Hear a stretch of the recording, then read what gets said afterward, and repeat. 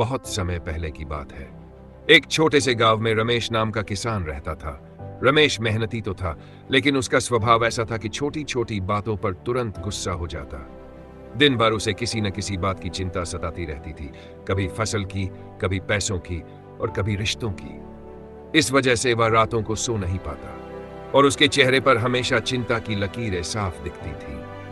एक दिन उसने सुना कि पास के गांव में एक संत आए हैं जो लोगों को शांति का मार्ग दिखाते हैं। रमेश ने सोचा, क्यों न मैं भी उनके पास जाकर अपनी समस्या बताऊं, शायद मुझे भी कोई उपाय मिल जाए।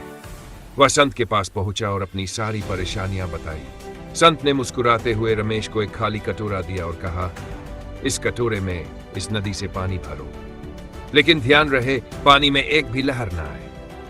रमेश को यह सुनकर थोड़ी हैरानी हुई, मगर उसने सोचा कि शायद यही उसकी परीक्षा है।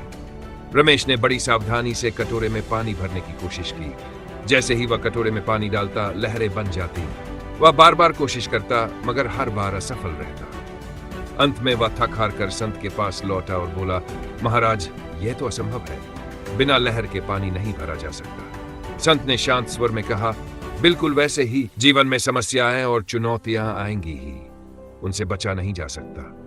जैसे पानी में लहरें बनती है, वैसे ही मन में विचार और भावनाएं भी आती है, लेकिन शांति तभी मिल सकती है जब हम इन लहरों से प्रभावित हुए बिना उन्हें देखना सीख लें। संत ने उसे समझाया, शांति बाहरी परिस्थितियों में नहीं, बल्कि हमारे भीतर है। जब तुम अपनी सोच और भावनाओं को नियंत्रण में रखोगे, तभी सच्ची शांति पाओगे।